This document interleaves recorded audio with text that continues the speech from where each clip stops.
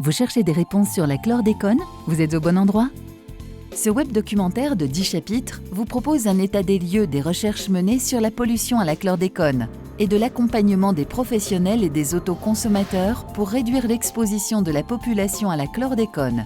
Ce que nous savons, la principale source de contamination des animaux élevés sur un sol pollué par la chlordécone est avant tout la terre. Un bovin, par exemple, peut consommer près de 500 grammes de terre chaque jour. Les volailles en ingèrent également d'importantes quantités et aucune espèce élevée sur sol naturel n'est épargnée. La chlordécone présente dans les sols pollués peut aussi se retrouver dans les parties basses de certains végétaux. Les animaux qui pâturent sur ces terres peuvent alors se contaminer en ingérant ces végétaux. Cela peut également être le cas avec la consommation de fourrage produit sur des terrains contaminés, foin, ensilage, bagasse de canne à sucre potentiellement contaminée. Enfin, l'eau d'abreuvement peut aussi être une source de contamination des animaux d'élevage. Chez les animaux exposés, la chlordécone se retrouve alors dans les viandes, graisses et abats consommés, notamment le foie ou dans les œufs et le lait.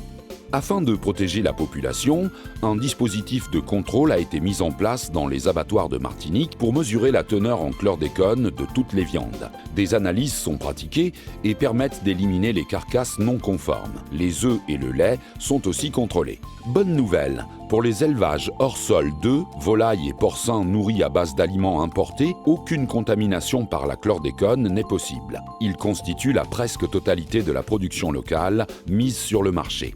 D'autre part, les plans de surveillance et de contrôle mis en place ont permis de garantir la qualité de la viande bovine locale. En 2016, le risque de consommer du bœuf local contaminé en Martinique s'établit à 0,24%.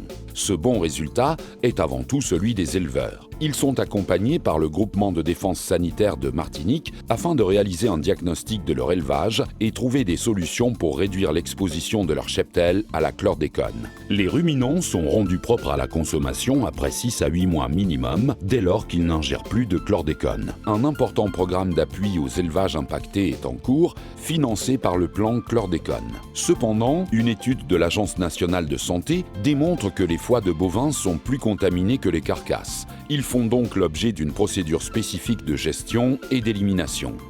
Les bonnes pratiques. Pour savoir s'il y a un risque de contamination, les éleveurs doivent réaliser des analyses de sol pour chacune de leurs parcelles, des fourrages produits ou achetés et de l'eau d'abreuvement si elle ne provient pas du réseau public ou de la Manzo. Car, en évitant les fourrages souillés de terre, en privilégiant l'eau du réseau ou l'eau de pluie, en recherchant des sols non contaminés pour mener les phases d'engraissement, on élimine l'exposition des animaux à la pollution.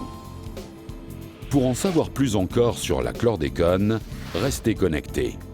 Pour répondre à toutes vos questions, cliquez sur le chapitre suivant.